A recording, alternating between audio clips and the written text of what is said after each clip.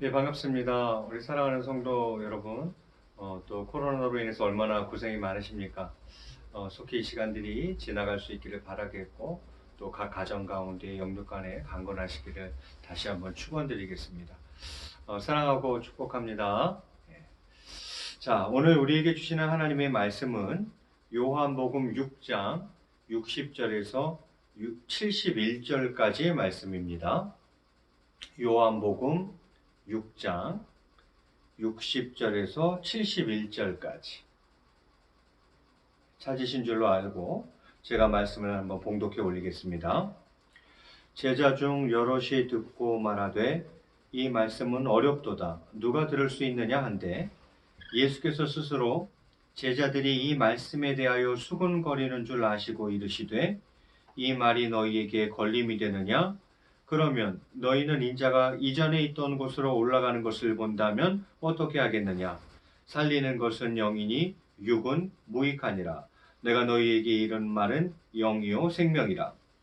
그러나 너희 중에 믿지 아니하는 자들이 있느니라 하시니 이는 예수께서 믿지 아니하는 자들이 누구며 자기를 팔 자가 누구인지 처음부터 아심이로라. 또 이르시되 그러므로 전에 너희에게 말하기를 내 아버지께서 오게 하여 주지 아니하시면 누구든지 내게 올 수 없다 하였노라 하시니라. 그때부터 그의 제자 중에서 많은 사람이 떠나가고 다시 그와 함께 다니지 아니하더라. 예수께서 12제자에게 이르시되 너희도 가려느냐? 시몬 베드로가 대답하되 주여 영생의 말씀이 주께 있사오니 우리가 누구에게로 가오리이까? 우리가 주는 하나님의 거룩하신 자이신 줄 믿고 알았사옵나이다. 예수께서 대답하시되 내가 너희 12를 택하지 아니하였느냐? 그러나 너희 중에 한 사람은 마귀니라 하시니 이 말씀은 가룟 시몬의 아들 유다를 가리키심이라. 그는 12 중에 하나로 예수를 팔 자로라. 아멘. 오늘은 요한복음 6장 끝자락의 본문을 통해서 따르는 제자와 떠나는 제자라는 제목으로 말씀을 전하고자 합니다. 따르는 제자와 떠나는 제자. 자, 오늘 말씀을 보면 60절에 이렇게 시작하고 있습니다. 제자 중 여럿이 듣고 말하되 이 말씀은 어렵도다. 누가 들을 수 있느냐? 이렇게 이야기를 합니다. 예. 제자 중에 여럿이 그렇게 이야기를 하고 있어요. 이 말씀은 어렵다. 어렵다는 게 무엇이겠습니까? 먼저는 많은 제자들이 지금 뭐 예수님의 살과 피를 먹는 거, 또 하늘로서 내려온 떡, 뭐 이런 가르침, 이런 예수님의 말씀을 이해하지 못하는 거죠. 그래서 어렵다 이제 이렇게 이야기를 하는 거죠. 그리고는 이 어렵다는 것은 이해를 했다면 예수님의 가르침을 이제 막 이해하기 시작하는 거죠. 이해를 했는데 문제는 뭐냐면 그것을 전적으로 받아들이기가 어렵다는 의미도 되는 것이죠. 그래서 예수님이 오늘 본문 앞에 보면 많은 이야기들을 하십니다. 내 살과 내 피를 먹어야 한다. 그래야 영생을 얻을 수 있다. 나는 하늘로부터 내려온 떡이다. 내가 생명의 떡이다. 이런 얘기를 막 하셨거든요. 그러니까 제자들이 어렵다 그러는 거예요. 어려워서 이해를 잘 못하겠다는 의미이고 또 이해를 했다 하더라도 이제 그 말씀을 전적으로 수용하기는 받아들이기는 어렵다 그런 의미겠죠. 자, 그러자 예수님께서 61절에 그렇게 이야기합니다. 예수께서 스스로 제자들이 이 말씀에 대하여 수군거리는 줄 아시고 이르시되 이 말이 너희에게 걸림이 되느냐 이렇게 또 말씀하십니다. 예수님이 막 제자들이 수군거리는 걸 아세요. 무엇 때문에 수군거리는지도 알고 계시는 거죠. 그러면서 62절과 63절에 이렇게 이야기합니다. 그러면 너희는 인자가 이전에 있던 곳으로 올라가는 것을 본다면 어떻게 하겠느냐? 살리는 것은 영이니 육은 무익하니라. 내가 너희에게 이른 말은 영이요 생명이라 이렇게 이야기를 합니다. 이제는 더한 것들도 내가 얘기할 수 있고 또 더한 일들도 생길 텐데 그러면 너희들은 어떻게 하겠느냐? 이렇게 이야기를 하시는 거죠. 자, 그러면서 예수님이 굉장히 그 뼈 있는 이야기를 64절에서 하십니다. 그러나 너희 중에 믿지 아니하는 자들이 있느니라 하시니 이는 예수께서 믿지 아니하는 자들이 누구며 자기를 팔자가 누구인지 처음부터 아심이러라 이렇게 되어 있어요. 그러니까 예수님께서는 따르는 많은 무리들 또 제자들 가운데에 믿지 않을 자들이 있다는 것을 알고 계시는 거죠. 특별히 당신의 팔자가 있다는 것도 알고 계시는 거죠. 분명히 떠나는 자들이 있을 거라고 예수님 지금 말씀하고 있는 것입니다. 그러면서 65절에 또 이르시되 그러므로 전에 너희에게 말하기를 내 아버지께서 오게 하여 주지 아니하시면 누구든지 내게 올 수 없다 하였노라 하시니라 이렇게 되어 있습니다.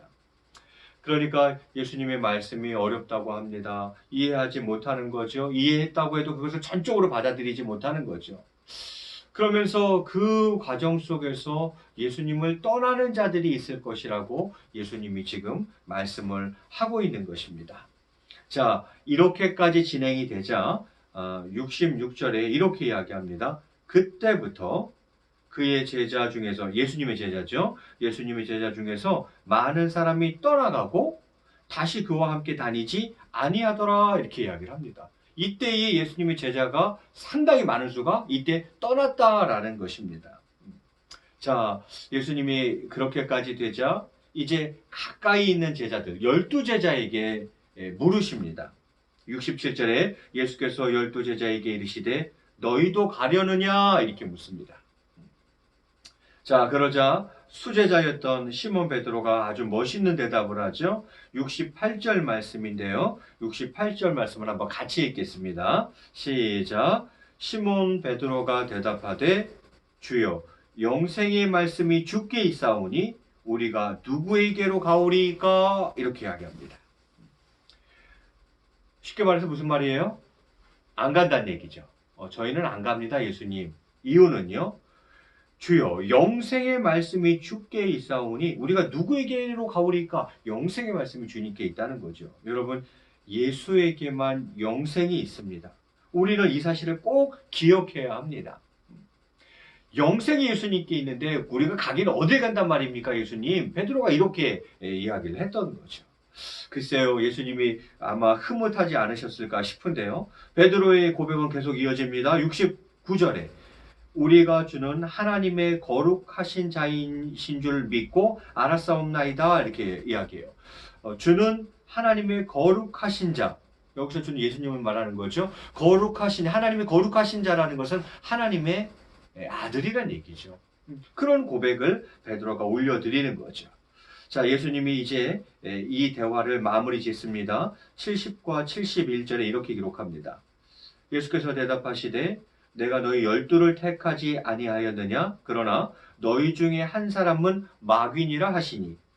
이 말씀은 가룟 시몬의 아들 유다를 가리키심이라. 그는 12 중에 하나로 예수를 팔자로라. 대표적인 예수님을 떠나가는 제자 중에 가장 대표적인 제자로 지금 예수님이 가룟 유다를 언급하고 있는 거죠. 딱 가룟 유다 하나만 떠난 게 아니에요. 서두에도 나와 있지만 그때부터 많은 제자들이 예수님을 떠나갔고 다시는 예수님과 다니지 않았다 이렇게 기록하고 있죠. 그래서 저는 오늘 제목을 그렇게 잡아보았어요. 따르는 제자와 떠나는 제자라는 제목으로 말씀을 한번 전해보려고 합니다. 여러분, 오늘 핵심은 12제자와 달리 많은 제자들이 예수님을 떠난 이유가 뭐냐는 거예요. 그게 가장 중요한 대목이지 않을까 싶습니다. 여러분, 예수님이 이 땅에 오셔서 많은 이적과 기사를 행하셨어요. 사람들은 놀랬죠. 대표적인 게 오병이어 기적 같은 거죠.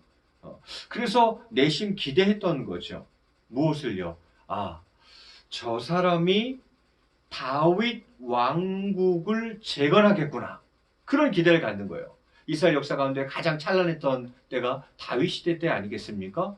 그 왕조를 다시 재건할 누군가가 오기를 그토록 기다렸던 거죠. 그래서 저 예수라는 저분이 다윗 왕조를 재건하겠다 이런 생각을 가졌던 거고 그런 기대를 가졌던 거고 또 지금 로마의 식민지로 있으니까 로마로부터의 어떤 독립을 위해서 싸울 그런 메시아를 그들은 기대했던 것입니다. 예수님에게 그런 기대가 있었던 거예요. 다윗 왕조를 좀 멋있게 재건해주고 지금 로마로부터 우리를 좀 독립시켜주고 우리를 대표해서 정말 싸워줄 그런 메시아를 예수님께 기대했던 거죠. 어떻게 보면 유대 지도자들 이외에 이제는 제자들도 등을 돌리기 시작하고 있는 거예요. 왜요? 예수님께서 정치적 메시아의 길을 가지 않는다는 것을 알았기 때문입니다. 정치적인 메시아의 길을 예수님이 가지 않는 것 같아요. 그리고 이제 나는 그 길을 안 간다고 자꾸 이 얘기를 하니까 이거 아닌갑다 하고 돌아서는 거죠. 뿐만이 아니죠. 오늘 본문에도 보면 그런 말씀들이 있지만 60절에 그랬잖아요. 제자 중 여럿이 듣고 말할 때 이 말씀은 어렵도다 이렇게 이야기를 했죠. 어렵다는 얘기를 했고요. 그래서 막 서로 수근수근 막 거렸고 그때 예수님이 이어서 무슨 얘기를 합니까? 너희는 인자가 이전에 있던 곳으로 올라가는 것을 본다면 어떻게 하겠느냐? 살리는 것은 영이니 육은 무익하니라. 또 알아듣지 못할 이야기를 또 계속 하시는 거예요. 그렇지 않아도 어려운데, 아니 이해했어도 그것을 전적으로 받아들이기, 전적으로 수용하기가 어려운데, 그래서 수군거리고 있는데 거기다 대고 또 예수님이 이야기한 거예요. 야, 내가 이전에 있던 곳으로 올라가면은 니네가 어떻게 했느냐? 또 살리는 것은 영이니 육은 무익하다. 이런 얘기를 또 자꾸 하시는 거예요. 그렇습니다. 지금 12제자와 달리 많은 제자들이 예수님을 떠나려고 하는 이유들은 바로 이런 것들 때문이었습니다. 다윗 왕조를 재건할 것 같지 않아요? 로마로부터 우리를 독립시킬 것 같지 않아요? 그리고 자꾸 어려운 이야기들을 해요.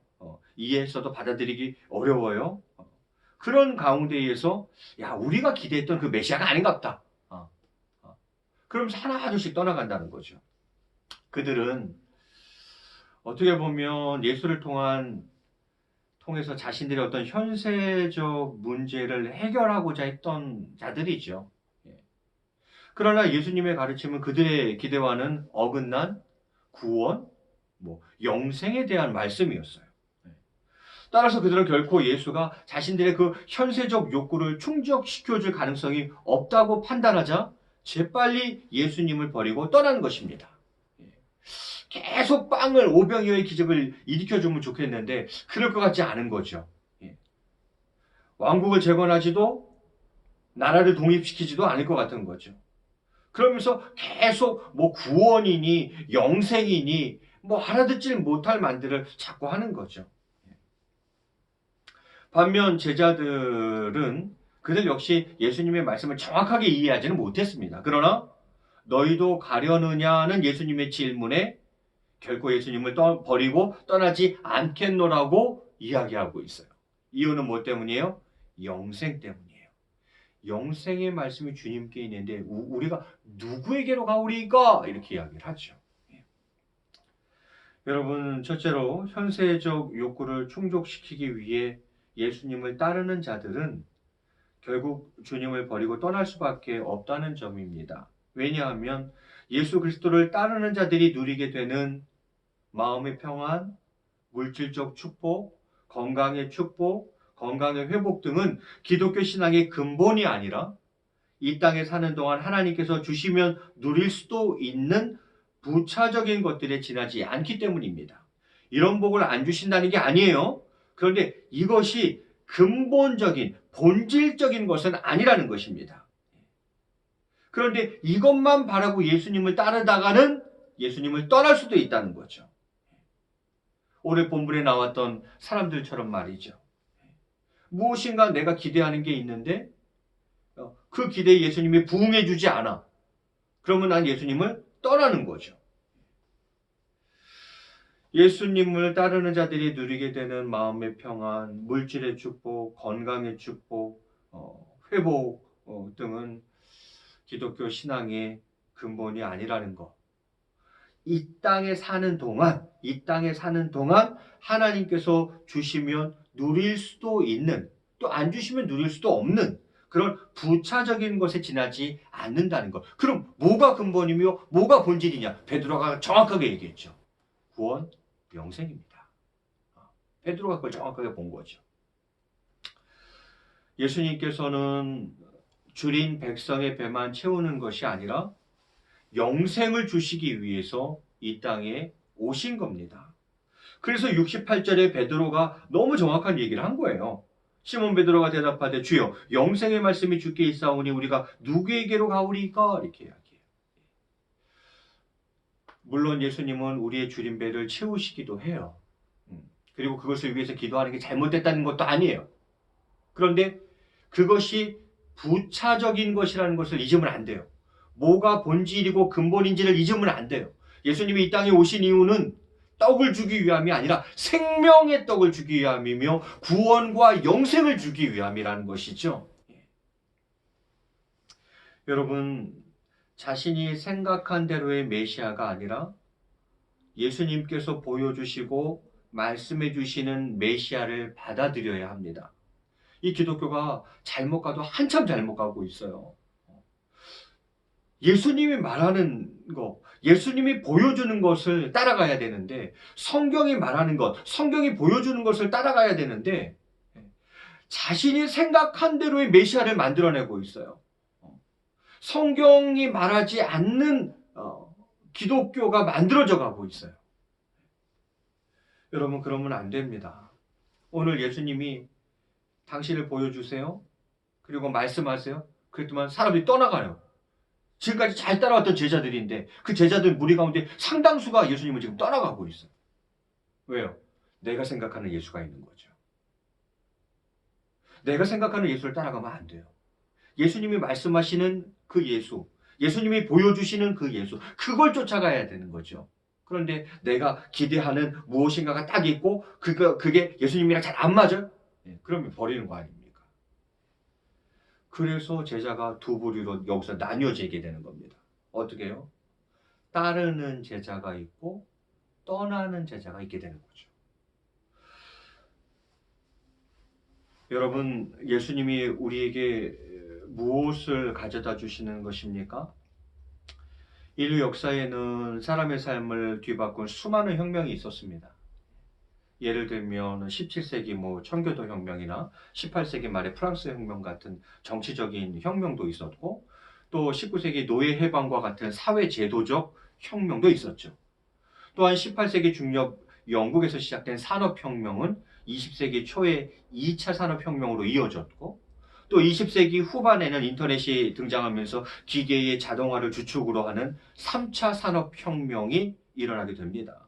그리고 지금은요, 인공지능과 빅데이터 등 첨단 정보 기술이 경제와 사회 전반에 융화되어서 혁신의 변화가 일어나는 4차 산업혁명 시대를 맞이하고 있어요. 그러나 인류 사이에서 인간을 가장 크게 바꾸었던 혁명은 이런 정치적 혁명이나 사회 제도적 혁명 또는 첨단 과학이나 의료 혁명이 아닙니다. 그럼 무엇이 인류 역사에서 인간을 가장 크게 바꾸었던 혁명은 무엇입니까? 그것은 죽을 수밖에 없던 인간을 영원한 생명으로, 영생, 죽을 수밖에 없던 인간을 영원한 생명으로 하나님의 자녀로 바꾼 예수 혁명이야말로 가장 놀라운 혁명이라고 할 수 있습니다. 이 혁명으로 인해 지옥으로 달려가던 인류는 건짐을 받았고, 마귀의 자녀였던 우리는 하나님의 자녀가 되는 은혜를 누린 것이죠. 죽으면 끝인 우리 인생이 죽어서도 영원히 하나님과 함께하는 영생의 복을 받게 된 거죠. 이거보다 더 큰 혁명은 없습니다. 예수 혁명이 가장 큰 혁명이에요. 말씀을 맺을까 합니다. 예수님은 이 땅 가운데 혁명을 일으키셨어요. 그 혁명은 구원의 혁명이요, 생명의 혁명이요, 영생의 혁명이에요. 그 영생을 우리에게 주시려고 이 땅에 오신 겁니다. 그런데 우리는 그 본질과 근본을 바라보지 못하고 이 땅에서의 부차적인 복에 목을 맨다면 그것은 어리석은 일인 거죠. 그리고 내가 그 복으로 만들어 놓은 예수, 성경이 말하는 예수가 아니라, 예수님이 직접 말씀하시는 예수가 아니라, 예수님이 보여주시는 예수가 아니라 내가 만든 예수를 따라가면 안 된다는 거예요. 그러다 보면 어떻게 될 수 있다고요? 예수님을 따르는 제자가 아니라 예수님을 떠나는 제자가 될 수 있다는 것입니다. 우리 사랑하는 성도 여러분, 주님이 땅에 다시 오실 때까지 정말 예수님을 끝까지 따르는 제자가 되시기를 간절히 바라겠습니다. 그러기 위해서 오늘 다시 한번 우리 신앙을 돌아보고 오늘 말씀을 깊이 묵상하면서 정말 저와 여러분, 우리 동원교회 동원의 모든 권속들이 예수님을 떠나는 제자가 아니라 예수님을 끝까지 따르는 제자 다 되시기를 주의 이름으로 간절히 축원드리겠습니다. 제가 한번 기도하겠습니다. 사랑과 은혜가 풍성하신 하나님 아버지, 성경이 말하는 대로 예수님이 말씀하시고 보여주는 대로 예수님을 믿지 않고 내 마음대로, 내 생각대로 내가 만든 예수를 믿으려고 하지는 않습니까? 오늘 이 시간 간절히 바라옵기는 정말 저희들이 예수님을 잘 믿는 자가 되기를 소원합니다. 그리하여서 예수님을 떠나는 제자가 아니라 끝까지 예수님을 따르는 제자로 살아갈 수 있도록 역사하여 주시옵소서. 하나님 아버지, 다시 한번 간구하옵기는 참으로 어려운 이 때에 정말 우리 동원의 권속들 각 가정을 지켜주시고 우리 성도님들을 눈동자같이 보호해 주시고 또 이 나라를 불성곽으로 지켜 보호해 주시기를 원합니다. 세계에 지금 편만한 코로나로 인해서 고통받는 불쌍한 영혼들을 기억해 주시고 하나님께서 치유와 회복의 은혜를 베푸시되 오늘 말씀과 같이 저들에게 구원과 영생의 복을 허락하여 주시옵소서. 감사하며 이 모든 말씀을 주 예수 그리스도의 이름 받들어 간절히 기도드리옵나이다. 아멘.